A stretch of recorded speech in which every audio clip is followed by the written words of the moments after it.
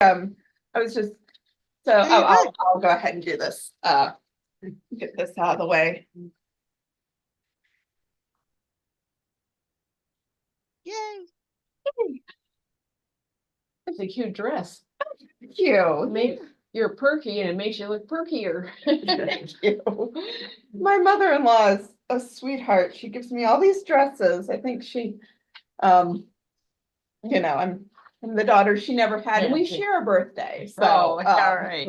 Yeah, so she likes to spoil me, and, yeah, I like A this. nice mother-in-law. She's a sweetheart. So good morning. This is the third Sunday in Lent, and today we are going to cover the theme of judgment in John. So Lori, if you could just share my screen, please. So, all right, I'm gonna make the Zoom boxes smaller because unfortunately, or fortunately, whatever, depending on your preference, these slides today are very text heavy. I do apologize for that because it's a lot for the eyes, but there's a lot of material that I just wanted to make sure we all could see, because there's some stuff that I learned for this presentation that absolutely blew my mind. And so I had to lay it out there. So the theme for today is judgment in John. And when you read the book of John, you could be struck by how many times the word judgment itself is mentioned, and then just how many scenarios involve judgment, whether it's the judgment of the authorities or the disciples, or of course Jesus himself. Jesus's words on judgment at first appear contradictory. He says things like, I judge no one, I judge everyone. I I do not judge. The Father gives all judgment to me. It is not I alone who judge, but the Father. If I did judge, my judgment would be just. There's a lot of different things, and it would be very useful, I think, to find a concordance and see if he has different words for judgment. And I have not done that, but I'm looking at the library. It's got to be around here someplace. I'm sure there's got to be a concordance in here. That's true. But the word judgment can mean many things, of course. Unfortunately, in the book of John, there is a lot of room for anti-Semitic interpretation, a judgmentalism and bigotry against our Jewish siblings. And so as we look at the theme of judgment in John, I want us to find appreciation, not anti-Semitism, when it comes to interpreting the Jewish rituals and traditions and allusions that we find in John. And then when we judge, we are to judge with compassion and not condemnation, and discernment, not damnation. I'm a big fan of alliteration, so you can say. I love the church like that. Well, thank you. So I'm gonna move on from the first slide to our opening prayer. So, ground of our being, love all discerning and all embracing, continually light our way forward that we may follow. Help us to grow in wisdom, compassion, and grace, that we may be as wise as serpents and as harmless as doves. Guide us in discernment and deepen our understanding, that we may see sources of harm, oppression, and injustice within ourselves and the world for what they are. Renew our minds that we may participate in the renewal of the world. Let us not be overcome by the evil of the world, but empower us to overcome evil with good. Make us instruments of your peace, you who transform and redeem this battered and bruised creation and reconcile everything into the harmony of love. Amen. Great prayer for sacred ground. Is it Thank you. possible for, I'm not able to copy it right now. I'm but- able to send it to you, Okay, but that'd be if great. you give me your email address Sure. at the end, thank you. I'm happy to share it.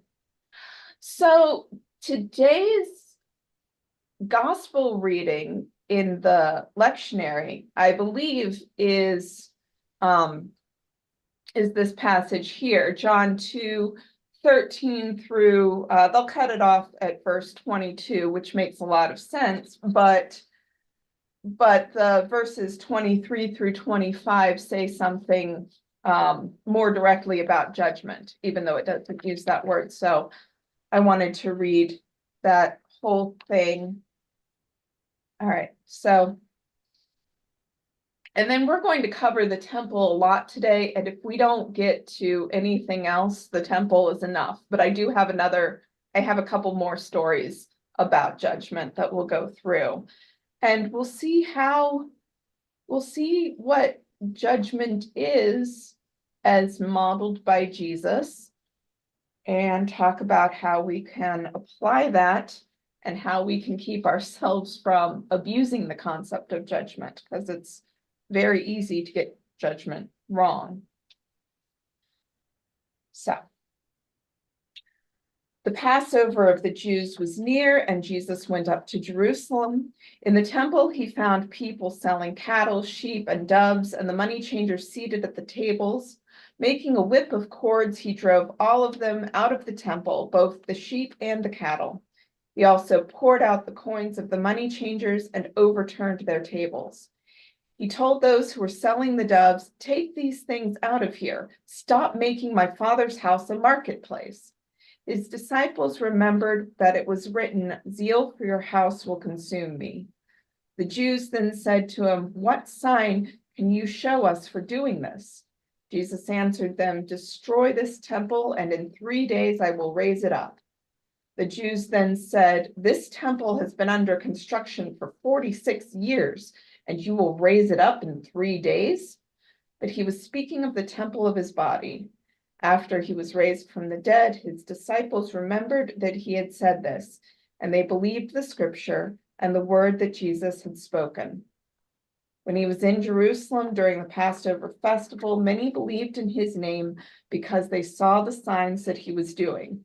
But Jesus, on his part, would not entrust himself to them because he knew all people and needed no one to testify about anyone, for he himself knew what was in everyone. So what are your impressions of Jesus in this story? He was zealous Okay, for his Father's house. all right. Comparison with the zealots is a little dangerous. It But- can be, yeah. But I'm using that word without, Yeah, without right, I know this- you were. but without the previous zealots. But it's definitely the Godhead. Mhm. Yeah. I've just seen this story been used, sometimes there will be memes on Facebook that say things like, when you ask what Jesus would do, just remember turning over tables and whipping people isn't out of the question. But it is to an extent. Jesus didn't whip people. Jesus took a cord and drove animals out of the temple. I mean, that's how animals are driven. You use a cord, especially when there's a chaotic scene. You you use the court. Jesus is actually, I mean, this is the scene that people will use to question the idea of a nonviolent Jesus, when what Jesus is actually doing in this scene is being disruptive and powerful and authoritative, but not violent, not so much violent. There's some property damage. Someone might have fallen down in the chaos of getting out of there because Jesus is driving them out. But when he drives out the animals, what he's actually doing is saving their lives. Because if the animals are in the temple, they're going to be sacrificed. And that means killed. And Jesus is overturning all of that. And people have said that, well, this is Jesus taking a stand against greed and corruption. The money changers were defrauding the poor. I believe all that. That's actual real violence against real people. If they were being overcharged for the doves that they were buying because they think they need to buy those doves and sacrifice them to be forgiven for their sins. Jesus is taking what could be corruption and putting an end to it. But there's something else that he's doing. He is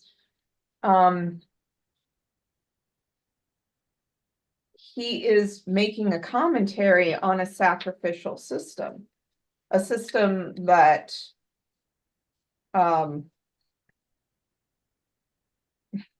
that takes away from, that says in order, I'm getting ahead of myself.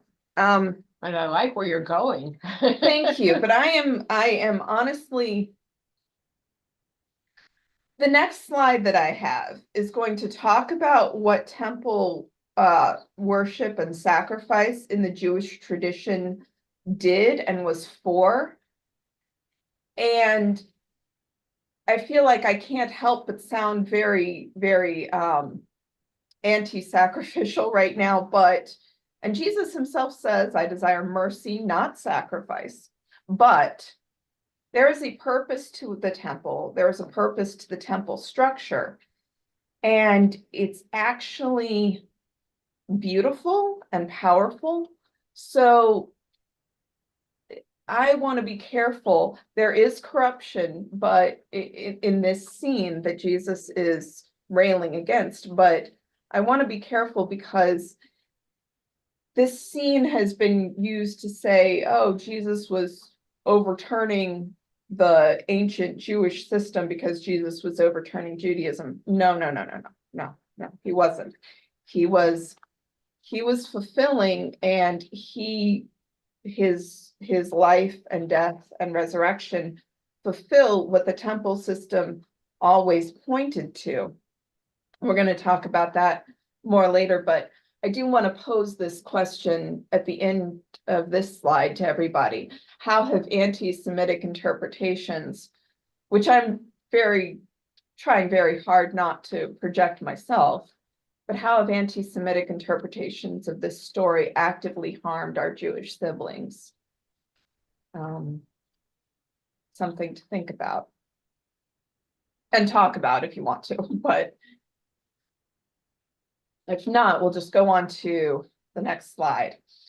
So atonement liturgy in Judaism. This is where we get to appreciation, not anti-Semitism. So the picture is from Lent with the Beloved Disciple by Michael Marshall. And thank you to Anne for introducing me to that book. It shows a picture, like a basic outline of what the temple looked like. And over toward the left of the screen, you see the Holy of Holies, where only the priest was allowed to enter, with the Ark of the Covenant and a veil, which is a very heavy, rich, beautiful curtain, which separates the Holy of Holies from the bigger sanctuary, the holy place. And I want to talk about some insights from James Allison's article, Some Thoughts on the Atonement, which I can send, that absolutely fascinated me. James Allison talks about atonement as a liturgy, not a theory. It's not an intellectual idea. It's not even a belief so much as it's an experience. It is something happening at us. That's the language James Allison used, happening at us. I think the preposition is a little odd instead of happening to us, but the atonement rituals were meant to draw the people in to participation in an experience. It's more than just a ritual. It was an enactment of a spiritual truth.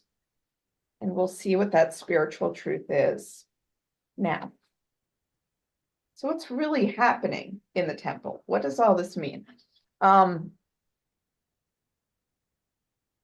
I have not studied this very thoroughly. This all comes from this one article, and I've read other articles about what happens in the temple, but this article is where I'm getting all of this from, the James Allison article. What happens? The high priest sacrifices a bull or a calf to expiate his own sins. And he puts on a white robe, which symbolically turns him into an angel of the Lord, another name of which was Son of God. And now he can put on the name Hashem, or the unpronounceable name of God, contained in the phylacteries on his forehead and arm. And then he'll go into the Holy of Holies, sacrifice a goat labeled the Lord, and sprinkle the mercy seat, and all in the first removes the impurities that had accrued in that space behind the curtain, because that space is supposed to represent where the Creator dwells. And then the high priest, I think I've got my order a little mixed up. I think he puts on the robe of the same material as the veil first, and then emerges from behind the temple veil. So if that curtain represents the material world, and he puts on a robe made of the same material, that is a symbol of God coming through the Holy of Holies to us. All right. I mean, that's the incarnation right there. That is a symbolism of the incarnation. Veiled in flesh, the Godhead see, putting on the material of the world, putting on flesh to come among us. The priest comes through the veil, sprinkles the rest of the temple with the blood of the first goat that again was labeled the Lord, and to set the world free, symbolically places the sins on the head of a second goat, Azazel, which we call, that's where the scapegoat comes from, and the people drive the scapegoat off the cliff. So the takeaway from this, so we have to understand that ancient religions had sacrifice, but what Judaism does with this elaborate and really beautiful temple ritual is it shows it already subverts the concept of sacrifice, because it shows us this is not really about us killing an animal to appease an angry God, but God taking the initiative to break through for us, to come through the curtain for us.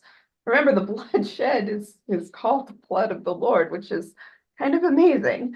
God emerges from the Holy of Holies to forgive our sins. And moreover, just by pulling back that curtain that separates God from creation, allowing creation to flow, that is in the words of James Allison. So this whole ritual is designed, it's partly about the priest going into the temple, being with God, symbolically becoming a symbol of God to the people, but it's also about the priest coming from the Holy of Holies to us to represent God coming to us. This was in ancient Judaism.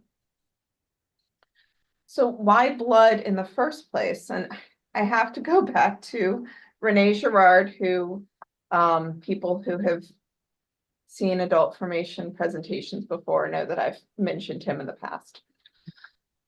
I know this is very text heavy, but please bear with me. Why blood in the first place? How did sacrifice come to be? Why is it reenacted in religious rituals? And what does it mean for us, not just symbolically, but a very deep human anthropological level?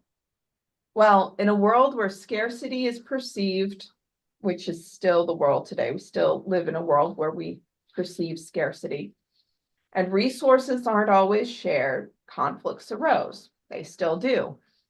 It's not just for material things, although it can be.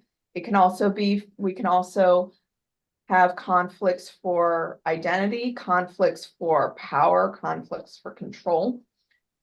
And when those conflicts arose in ancient times, people would go into a frenzy, desiring what other people's have, made people fight, and soon everybody, the fighting made more people fight. We'd see each other fight and we'd get involved. It would pump us up. And humanity nearly destroyed itself over and over, and until we found temporary peace by uniting against a scapegoat or an enemy. And that still happens today, that enemies come together over a common nemesis, a common evil. The relief for the catharsis that comes from killing the enemy together reinforced the idea that the enemy was responsible for our problems. So if everyone came together and killed the enemy, there was a sense of relief, even though it wasn't a real solution to the problem of fighting over resources. The relief that comes from killing the perceived enemy together still reinforces the idea that this was indeed the enemy, the cause of all the suffering.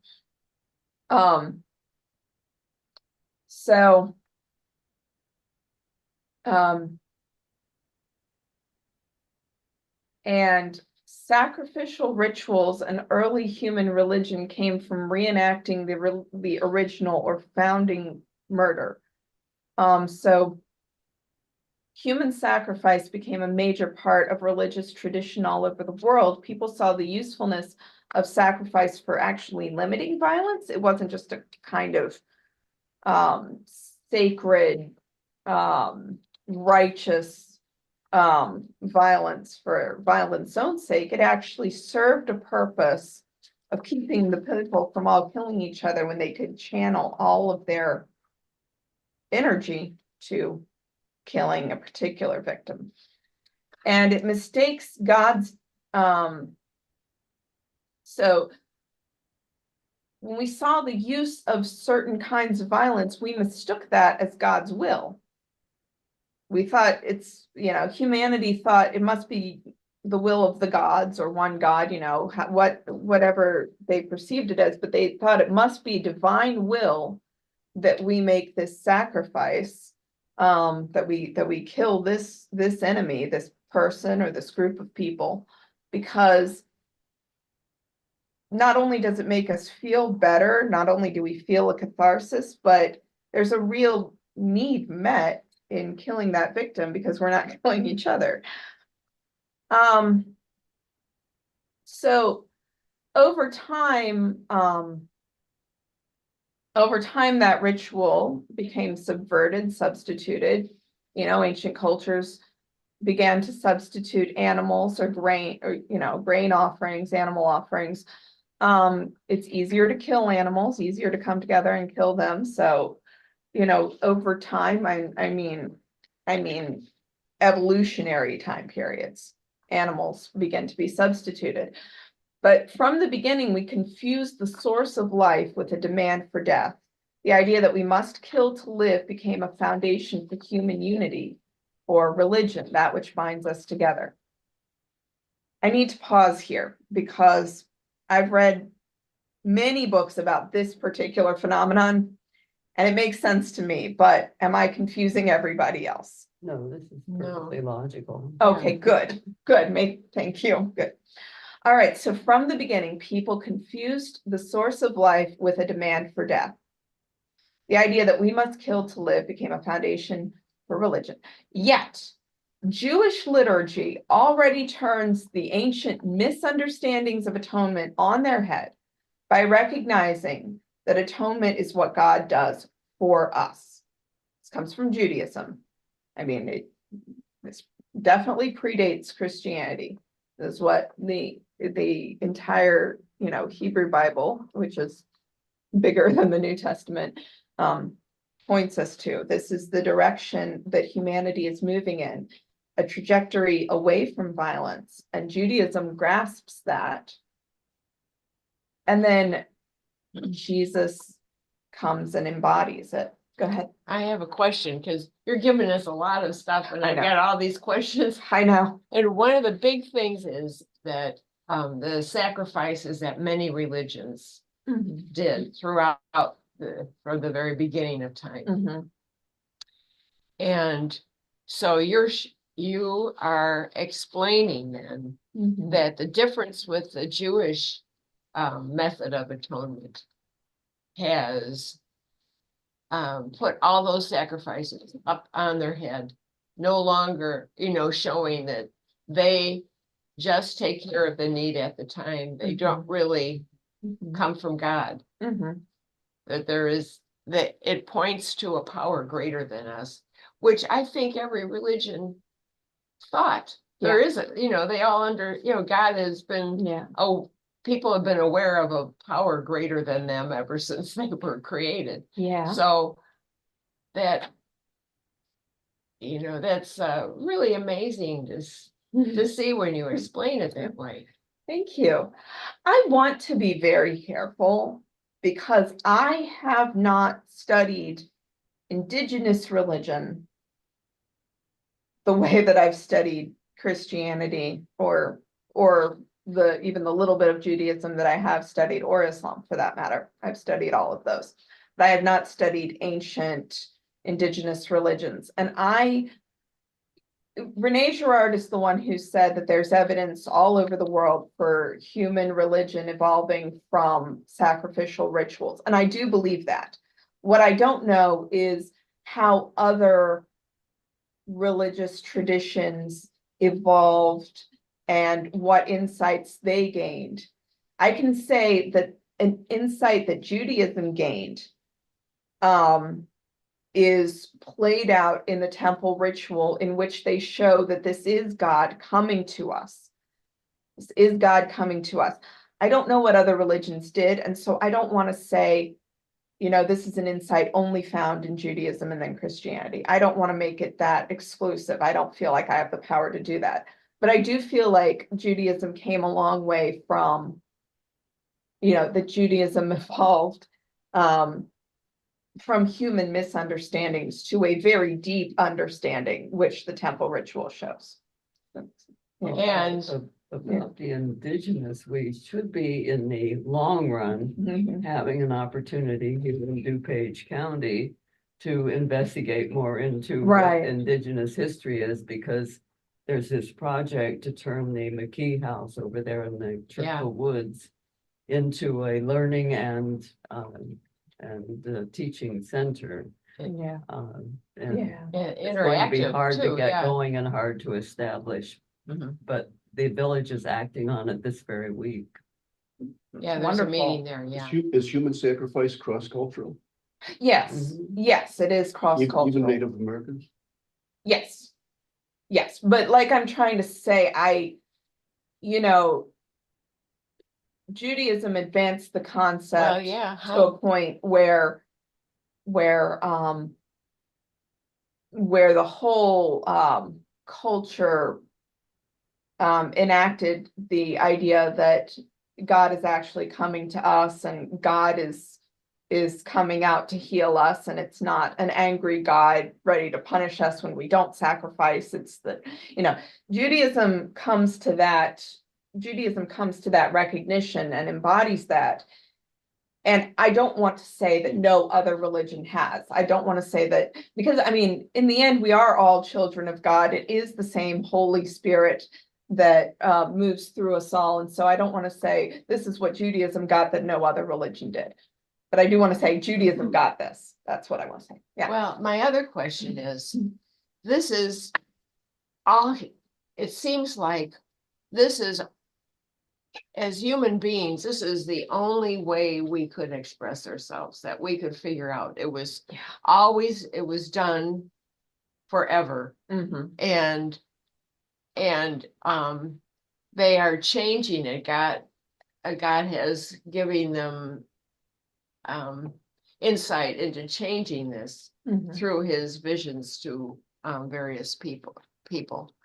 And but I think that the reason why we're dealing with death is that's the only way human beings could express, Yeah. the ultimate sacrifice. Yeah.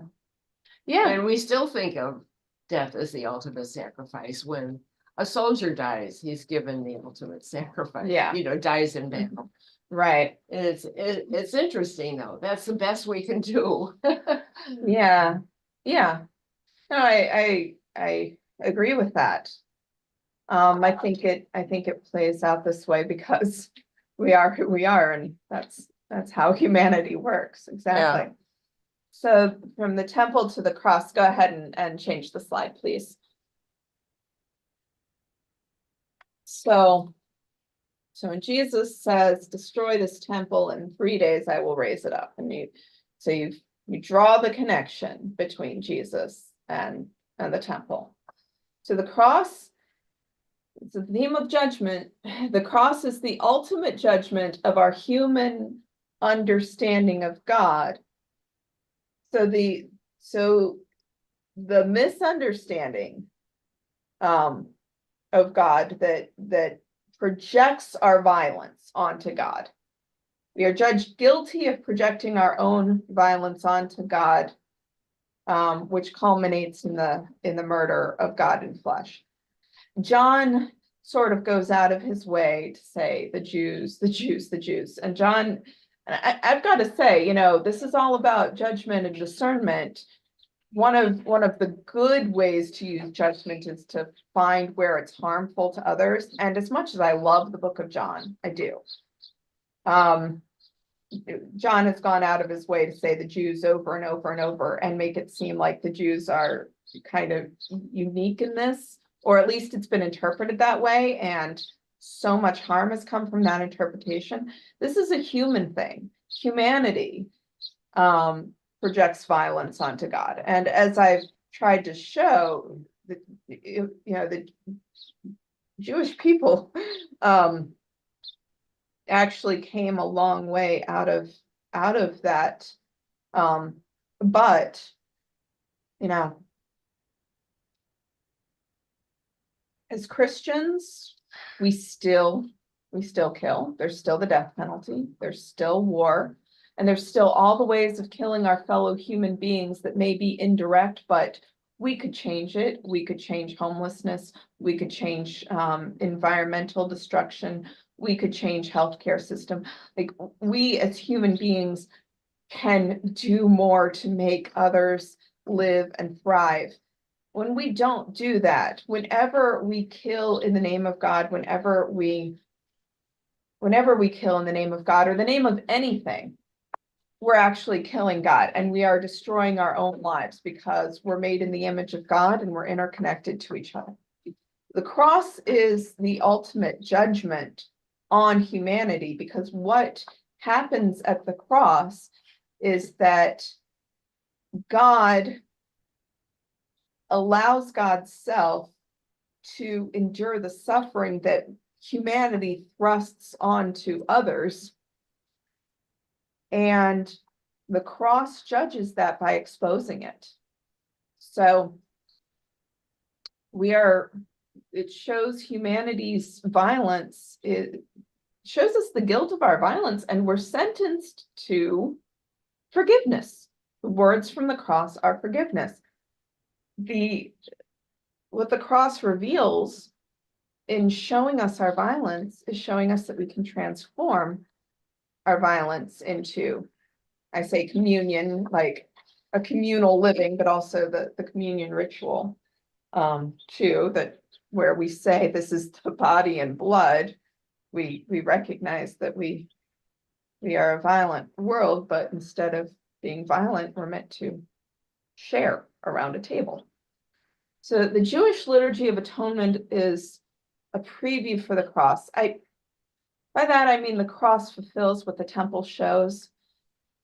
I don't want to sound like the cross eliminates the need for the temple. I don't want to be supersessionist, and I feel like I need better language myself.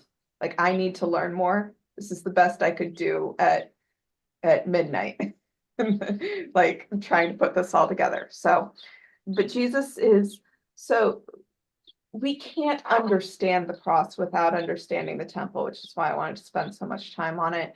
Cross fully reveals might not have been completely clear in the sacrificial liturgy of atonement. Jesus subverts the sacrificial system.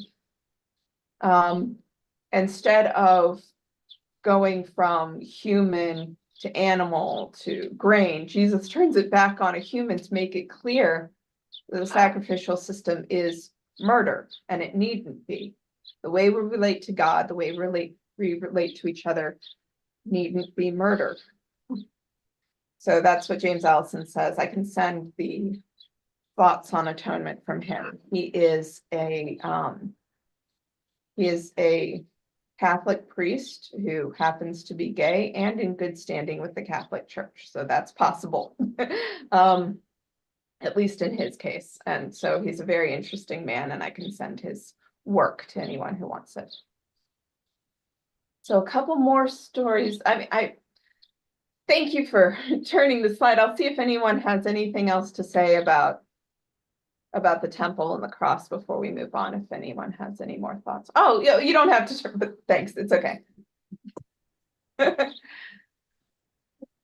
just continue. So I feel like the word judgment isn't necessarily used in that story, but the whole story is a judgment, and it has caused judgmentalism in the form of anti-Semitism. So I wanted to start there. Plus, it's the reading for today. But yes, I'm sorry. I hope that I'm just representative of everybody else. But so we're going back. I want to go back to when Jesus turns over the tables of the money lenders. Oh, okay, sure. Yeah. Do you think he's at that time kind of foreshadowing his death, that this is no longer necessary? All the selling of selling of doves and things, was that a foreshadow? Yeah, I mean, he definitely knew he was going to die. John puts that at the opening scene, or it's not the very opening, but it's toward the beginning, rather than in the other gospels, it's toward the end. It's like right before he dies, and it's part of the reason why they go to kill him. Whereas yeah. All throughout the book of John, when you read it, it's just they were trying to kill him. They were trying to kill him. Oh, and then Jesus talks to people and says, well, you're bad because you're trying to kill me. So it's all through the gospel. It doesn't need to be a final act before they decide anything in John. So yes, he knows he's going to die. And I think he is showing a contrast between a kind of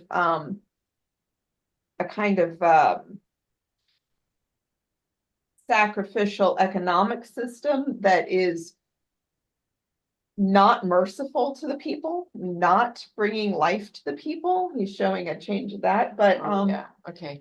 But as I'm trying to say, and it's weird because it's a story that has different elements and maybe some contradictions and stuff, but as I'm trying to say, that temple was absolutely necessary. We could not understand Jesus without it. And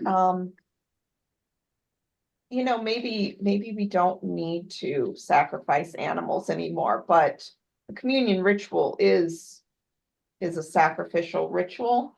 And probably wouldn't be so bad if we remembered the bloodshed associated with our relationship with God, not because God needs it, but because we still shed each other's blood. We still shed blood and we still call it righteous sometimes, and maybe it would be good to have a physical reminder. I We don't do know. that with our tongues, Yeah, yeah. with our text. So I thought he did it because, first of all, they cheated in the temple. Yeah. Those were I mean, they were always cheating. And I think it was because he knew how he had no time left. Oh, People well, still were not listening to him.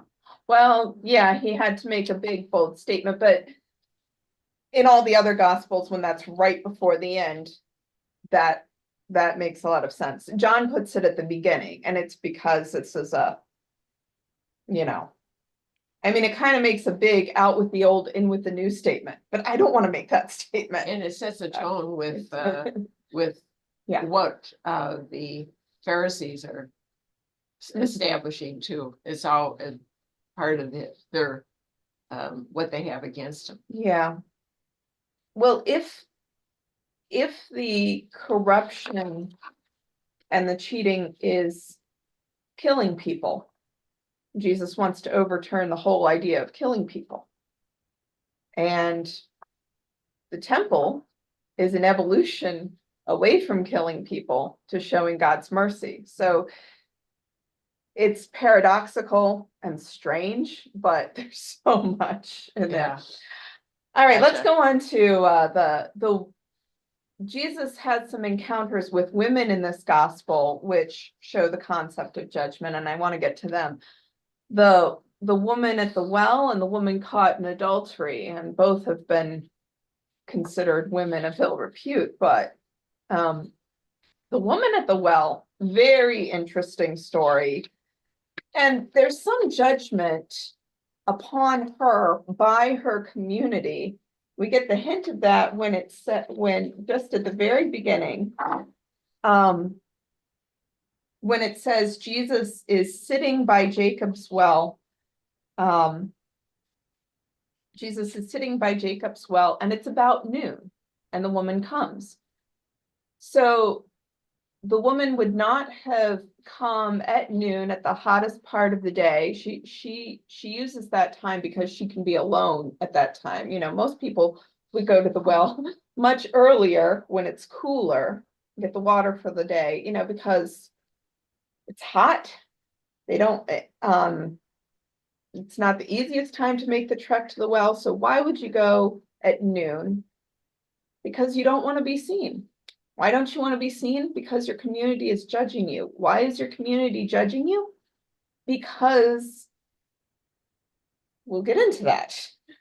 She gets to the well, and Jesus,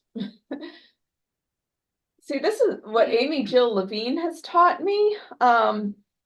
The scene of the woman of the well is a flirtation, which I think is actually really fun when you think of it that way.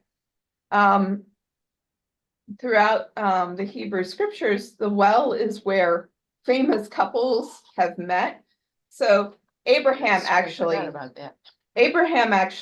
meets the wife for his son at the well. So that's not Isaac and Rebecca meeting, but he finds a woman at the well, and his son marries her. But then so Isaac and Rebecca, Jacob and Rachel, Moses and Zipporah, all meeting at wells. A well is, when you see a well in Judaism, you know that this is a spot for romance and flirtation, right? So in light of that, the conversation reads like, "Hey woman, give me a drink." He doesn't ask, he doesn't say please, he's just kind of like bold, and she's like, "Well, who do you think you are? Do you know who I am?" And it's like, "Do you know who I am?" And so I never thought of it as flirting. That's really funny. so But Cynthia Yeah. Bourgeot is, claims that Mary Magdalene and I guess others, is the person who is the woman at the well. Oh, but she was a Samaritan. woman. Yeah, this is Well, a Samaritan, so I don't. Oh, yeah, it does say Yeah, Samaritan. so There's all Yeah. kinds of Whoopsie. crazy attribution Yeah. Pardon me? characters to Magdalene, and you find a whole book about straightening out all of that mythology about Mary Magdalene. Oh, is, who? Who does Uh, that? Yeah, I've Later. got some books Okay. on my shelf that have Okay. references. So, so, when I thought about this as a flirtation, and Jesus is not gonna marry her. He doesn't really have that much time to live, even if he felt an attraction. He's not gonna marry her. But when I thought about this, he probably makes her feel beautiful. I mean, this is a woman who has been shunned by her community, and that's why she's there, and he's probably making her feel beautiful. And, he says you have no husband, or he says you're right in saying you have no husband because you've had 5 husbands and the man you're with now is not your husband. She doesn't seem to act ashamed when she says that. All she says is, "Sir, I see that you are a prophet." I don't hear remorse in that. I don't hear guilt. I don't hear like a little bit of shyness. I hear her, I hear Jesus affirming some facts and her facing them head on without real shame. And it doesn't say why she's had so many husbands. It doesn't say why she's living with another man, but I don't hear condemnation. And when she leaves the scene, she feels empowered to go back to the village and tell everyone about him. And they actually listen to her. And then they go to him and then they say, well, we believe you because we've seen for ourselves and we don't need the testimony of this woman. But she becomes a messenger for Jesus. And you've got the whole town's judgment against her, but Jesus's interaction with her, somewhat playful, but also honest. He tells her who she is. He invites her to the living water he invites her to the living water and she goes from that meeting empowered. And that, I think, is a situation where Jesus's judgment is again overturning the judgment of the world, very personally for her, and is empowering. It's not the kind of judgment that condemns and reduces and, puts us in our place so that we can't do anything. It's an empowering kind of judgment. So another interaction with a woman comes in the scene. Oh, shoot, I forgot to put the verse or the chapter where this occurs. I believe this is John 8, though. The woman caught in adultery. It's John 8. So where Jesus says, "Neither do I condemn you." That would be page 17 at the bottom.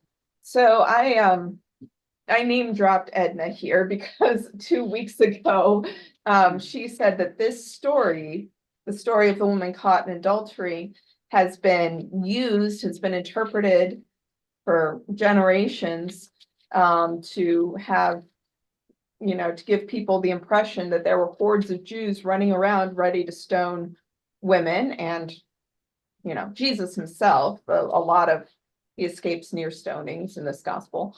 And just the idea that they could run around and just kill people on the spot, it's given people the idea that that's what Jews do. But no, My Bible says that these first 8 verses of that chapter were not in original scriptures.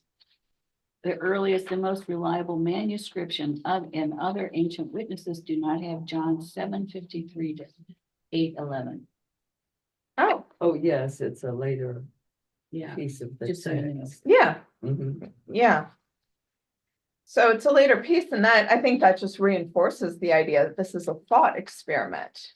Yes, it is. It's a As thought opposed to what experiment. actually happened, yeah, Not actual history. yeah. So, but it comes as a test for Jesus. What do we do about this sin? I mean, adultery is a big sin. It is.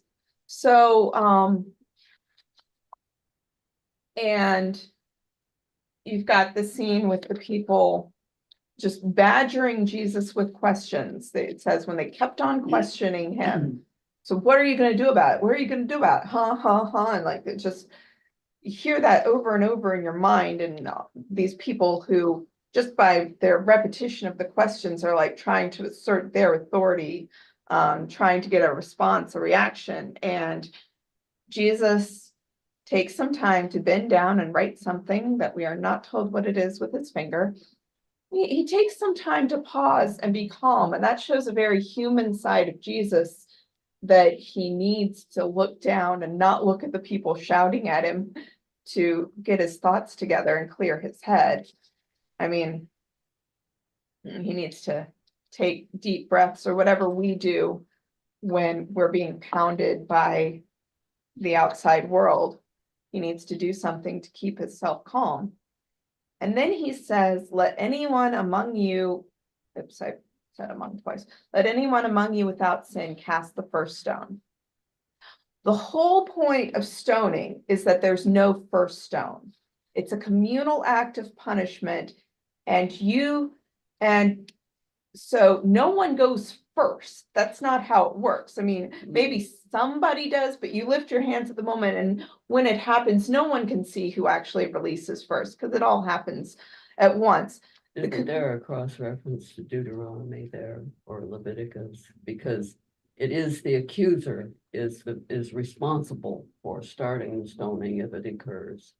And it's also a matter of Jewish history that the Jewish Beit Din very seldom over the whole centuries of Jewish history ever called for anybody to be stoned.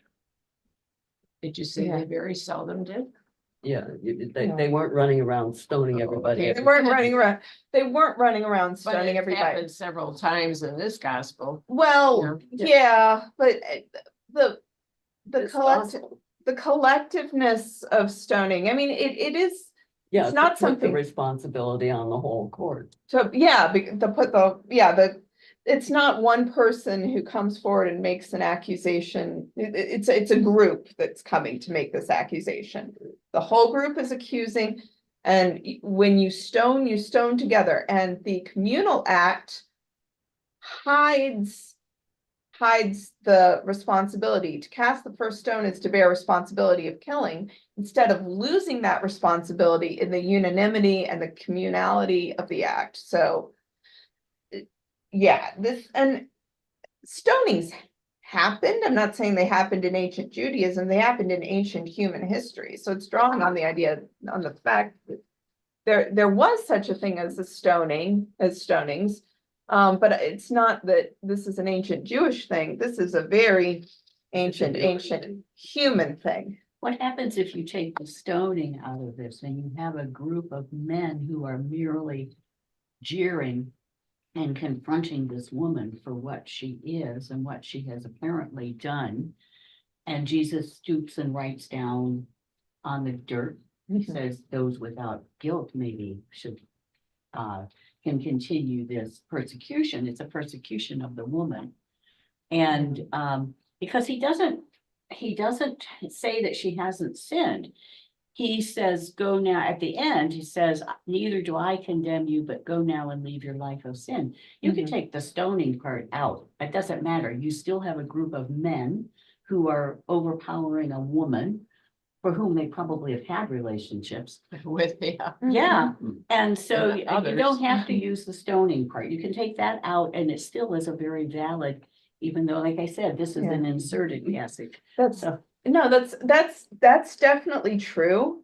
But what the stoning does, what the stoning, you still have all of that without the stoning, you're right. What the stoning does is if you have to be the first to actually launch a stone and actually condemn, if you have to be the first, if you have to be singled out like that, then that makes you reflect on your own responsibility and recognize what you're doing, which can't happen if you can still lose yourself in the anonymity of a crowd.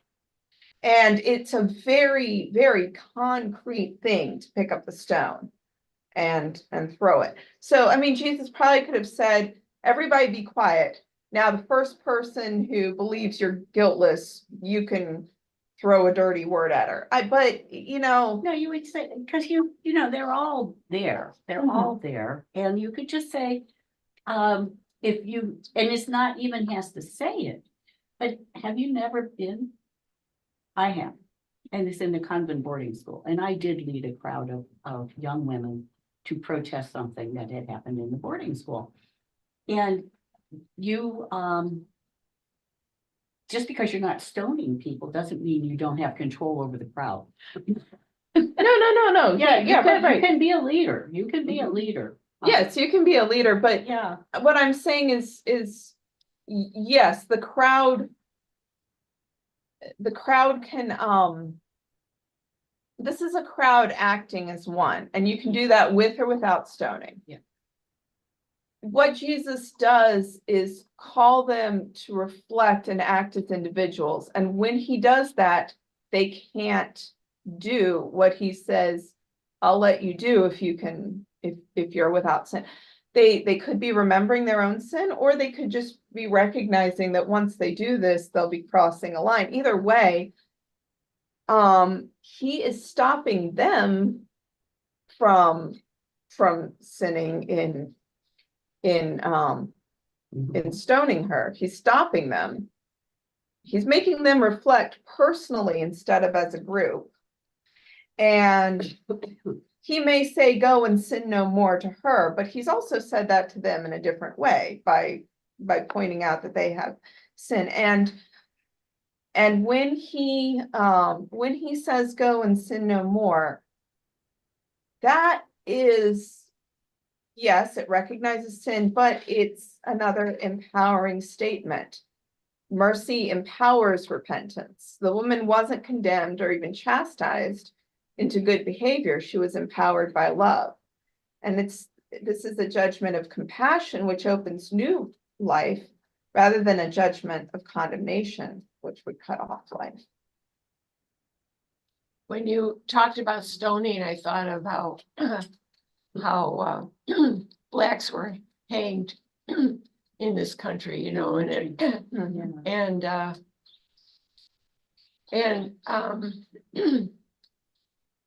and a lot of people are, as groups, condemned, you know, politicians are. If people want to, you know, get rid of this guy, you know, Trump is certainly the victim of a lot of that. Whether or not he's responsible or guilty, but there just seems to be a wholesale slaughtering of people. And it's done through the internet. Yeah. I bring up Trump because he's a pretty good he's example. the target, Yeah. he's an Yeah. easy target, Yeah, he's an very easy easy target, unfortunately for him. Yeah. Yeah. But you notice one thing here, she never said she wasn't gonna do this again. She never actually said she was sorry. She never, What did she say? she just, she just said, he said, women, where are they? Has no one condemned you? And she just says, no one. And he says, neither do I. And they go now and leave your life of sin. So I just find it interesting that well, first of all, she was a woman in a masculine society, so she couldn't talk. What she has to say is not important. Exactly, exactly. Okay. I mean, Amy Jill Levine has debated the impression of women as helpless. So she's pointed out some things that contradict that understanding too. But I mean, she, a single woman, no matter what the status of women, a single woman accused by a group of men is vulnerable, no Very. matter where you are, no Very. matter what situation you're in. So yes. No, it doesn't say what happens to her. It also doesn't say what happens to Lazarus after Jesus raises him from the Yeah. dead, and then everyone wants to kill him again. And it doesn't say what happens to him then either. Yeah. I mean, he could be killed. He could have been killed. It's one of the things about the little stories. Yeah. Yeah, you want to know what the ending. What happened? What Yeah, happened? I mean, Wait, Interesting is doesn't- good. but what happened? Jesus doesn't necessarily make us say, okay, the who sinned the man or his parents that he was born blind? Fabulous story. We're not gonna get to it. Go ahead and change slides, please. Because it's the end, and so I'll just go through this really quickly. This is just a bunch of statements on judgment, the judgment on judgment.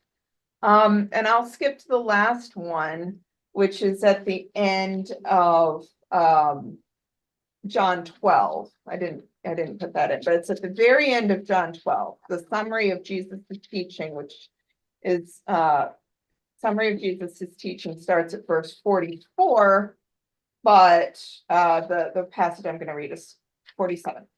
Jesus says, I do not judge anyone who hears my words and does not keep them, for I came not to judge the world, but to save the world. The one who rejects me and does not receive my word has a judge. On the last day, the word that I have spoken will serve as judge. But then what's the word spoken? We have Jesus on the cross. Father, forgive them. The word for those who don't get Jesus, who don't follow Jesus, is forgive. That's the judgment. And I believe that it's really that forgiveness, it's receiving that forgiveness that will empower us to follow Jesus eventually if we're not doing it now. That forgiveness is opening up to new life and new possibilities. So this whole thing has been about a judgment on our judgmentalism towards each other. And we've seen some examples of Jesus's judgment that has looked harsh, but has been meant to overturn a system of sacrifice. And we've seen judgment from Jesus that has been empowering and merciful and tender and sweet. So that's all for today. Laura, Wow. thank you for staying with us through a little bit longer than you probably should have. No But thank worries. you. I really enjoy it. So thank you guys so much. Thank you. Thank Go you ahead all. and And Anne will be leading next